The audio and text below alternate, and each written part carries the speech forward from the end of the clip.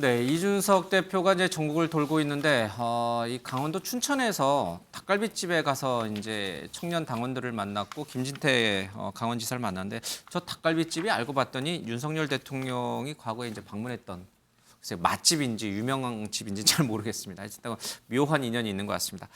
자, 안철수 의원이 당내 문제와 관련해서도 한마디 한 게 있고요. 이준석 대표가 얘기한 것도 좀 있습니다. 좀 관련 영상 보고 와서 국민의힘 내부의 권력 문제 짚어보겠습니다.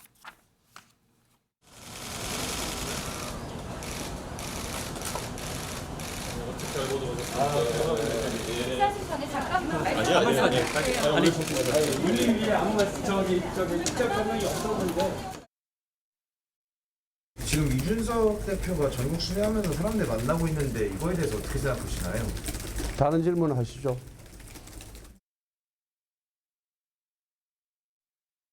조기 전당대회가 필요하다고 생각합니다. 사실 오늘은 먹고 사는 문제에 대한 토론회입니다. 그래서 제가 그 문제에 대해서만 말씀드리고 지금 그렇지 않아도 당내 사정에 대해서 여러 가지 우려의 목소리가 있어서 그 문제에 대해서는 내일 정도 제 입장을 밝힐까 합니다. 지금 국민의힘 내부가 사실 굉장히 좀 혼란을 겪고 있는 것 같습니다. 이준석 대표 윤리 징계로 또 대행 체제, 권성동 원내대표로 체제가 이루어지면서 안정을 찾나 싶었는데 뭐 채용 논란 때문에 권성동 대표가 이렇게 정치적 타격을 입으면서 자꾸 지도 체제가 막 흔들린다 이런 얘기들이 당 안팎에서 계속 나옵니다. 실제로 지금 이준석 대표의 저 행보는 어떻게 읽어야 됩니까? 공교롭게도 윤석열 대통령이 선거 때 갔던 그 집에 가가지고 청년 당원들을 만났는데 이게 우연일치인가요? 아니면 의도된 장소에 간 행보인가요? 그러니까 저 춘천이라는 곳이죠. 저도 이제 고향이 강원도라서 명동 닭갈비 골목이라고 특정화된 골목이 있고 거기에 또 많이 가는 사람 그 수용할 수 있는 많은 인원들을 가진 집들이 몇 개 있습니다. 그래서 꼭 윤석열 대통령이 갔던 집에 가면서 마치 맞상대 개념으로 갔다라고 추측하기에는 좀 물론 언론은 그렇게 해석하면 재미있긴 하겠습니다만 다만 지금 이런 논란 나는 이유가 지금 이준석 대표가 다니는 과정들을 놓고 보면 윤핵관 지역들을 다니고 있다. 그런 분석이 나오지 않습니까? 창원 들려서 창원 들리면 어디입니까? 윤한홍 의원 지역구고. 누가 그러대요. 윤핵관들은 전국에 다 있는데 그러면. 그다음에 부산 가면 이제 장재훈 의원 지역. 그다음에 왜 하필 강원도냐? 근데 강원도는 이제 그 권성동 의원의 강릉 지역구가 있으니까 그렇게 이제 해석을 하다 보니까 닭갈비집조차도 윤석열 대통령의 약간 그 맞대응하는 차원이 아니겠냐 하는데 제가 보기에는 뭐 그건 뭐 제가 그 이준석 대표가 뭐 굳이 그렇게까지 하는 것 같지는 않은데 다만 저렇게 여론전을 아주 정교하고 치밀하게 펼치는 거는 제가 보기에 두 가지 목적이 있다고 봅니다. 그러니까 어떤 식으로든 자기 존재감을 입증하는 것과 함께 억울하다는 것도 얘기하고 두 번째는 지금 저러면서 계속 청년 당원들과의 스킨십을 하잖아요. 그들을 온 오프라인에서 계속 끌어들일 겁니다. 그래서 본인이 나중에 대표가 되든 대표가 되지 않든 그런 자산이 있어야 자신이 출마하든 아니면 누구 특정한 사람 지지하든 힘을 가질 수 있기 때문에 그런 이제 두 가지 측면에서 하는 것 같은데 지금 저 지역 순회를 하는 거 보면 치밀한 계산해서 하는 건 맞는 것 같아요. 김진태 의원 같은 경우에는 사실 지난번 지난번 지방선거에서 1차 공천에서 탈락이 됐는데 그걸 다시 살려서 다시 경선까지 붙여줄 때 천막 농성할 때 찾아가서 입을 줬거든요. 그러니까 오늘 홍삼으로 보답하지 않았습니까? 그래서 맞는 그런 것에 담겨 있는 그러다가 거죠. 김진태 지사 윤핵관한테 딱 찍히면. 근데 김진태 지사니까 이제는 뭐 강원지사니까 중앙정치학은 조금 이제 멀 수도 있어서 예. 저는 어쨌든 저런 것들이 놓고 보면 저런 행선과 그런 행선지와 그런 어떤 그 동선 이런 것들은 치밀하게 계산돼서 가는 건 맞는데 과연 이준석 대표의 저런 행보들이 얼마만큼 여론전에서 조금 더 자기 동력을 가질지 저는 조금 좀 지켜봐야 될 것 같습니다. 조금 다른 곁질문일 수 있는데 김현우 의원님 지금 권성동 원내대표가 어제 이제 채용 논란 이후에 이 기자들 질문에 이렇게 좀 불리한 질문을 이렇게 탁탁 끊는 게 좀 생긴 것 같아요. 그죠? 그전에는 이렇게 뭐 쭉 친절하게 잘 설명하는 스타일이었다. 이렇게 좀 바뀐 것 같아요. 대통령께서도 그 출근길 문답이 조금 바뀌었어요. 네. 뭐 다른 질문 하시죠. 뭐 말 안 하겠습니다. 뭐 이렇게 이제 바뀌었어요. 이게 뭔가 좀 매뉴얼이 진짜 내려온 건가요? 아니면 뭔가 아니요, 본인들께서 권성동 대표 같은 경우에는 제가 아까 말씀드렸지만 본질보다 해명 때문에 더 지금 이런 여러 가지 예. 어려움을 겪고 계시잖아요. 그러니까 주변에서 많이 말씀을 드렸겠죠.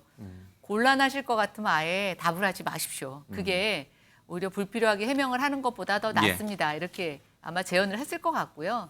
그런 측면에서 이제 좀 권성동 대표가 약간 투박한 면이 있으세요. 네, 뭐 저는 뭐 구체하게 매뉴얼이 내려왔다 이러기보다는 지금 불과 며칠 전이고 그걸 사과한 것도 지금 만 하루가 안 될 텐데 그거에 대한 약간의 신중한 입장을 보이시는 건데 좀 표현이 투박했다. 저는 그렇게 생각합니다.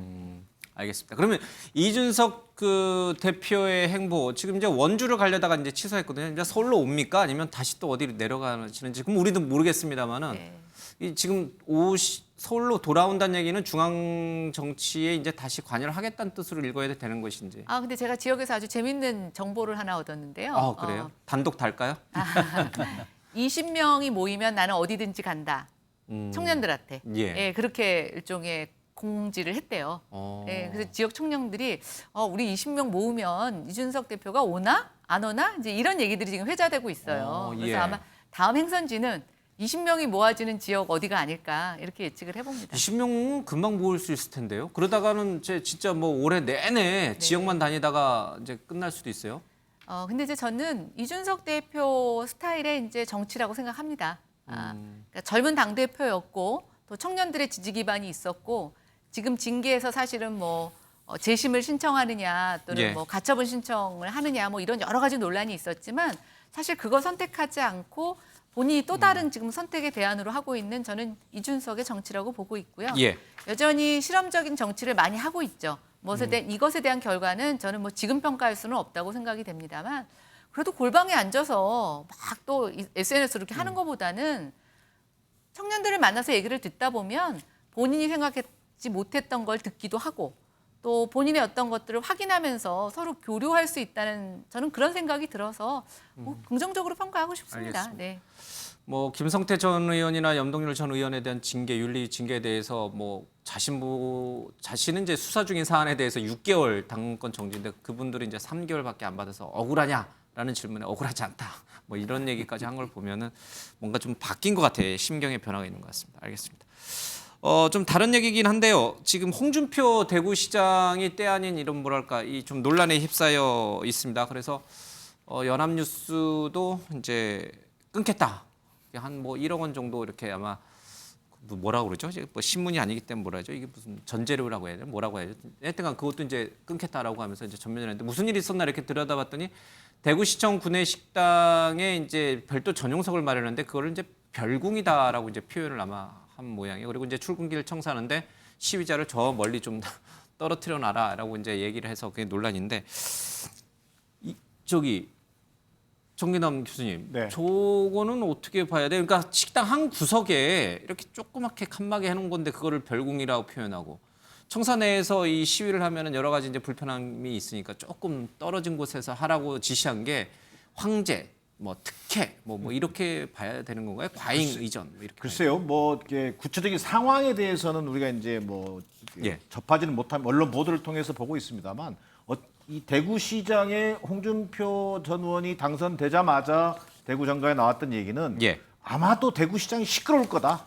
트러블 메이커의 홍준표의 어떤 진면목을 보게 될 거다. 예. 뭐 이런 얘기들이 그냥 회자됐었거든요. 그걸 정말 여실없이 보여주고 있는 지금 상황으로 보여지고요.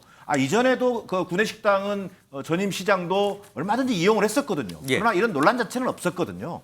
그런 걸 본다면 뭐 이를테면 홍준표 지사가 시장이죠. 홍준표 시장의 한 가지 행동이 또 눈에는 눈, 뭐 이에는 이 이런 식의 어떤 대응 자체들이 결국 논란을 더 증폭시키면서 오히려 어떤 트러블 메이커로서의 홍준표 지사의 시장의 그런 이미지가 만들어지는 것 같아서 좀 안타까운 대목이 있습니다.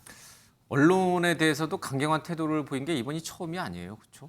예, 딱 출입 정지, 너네는 출입하지 마, 막 이런 전례도 있고요. 예, 또 연합뉴스 내에서도 구독료 1억을 취소했습니다. 알겠습니다. 뭐 깊게 이거는 토론할 내용이 아니니까 넘어가겠습니다. 자, 민주당 사태 짚어보겠습니다.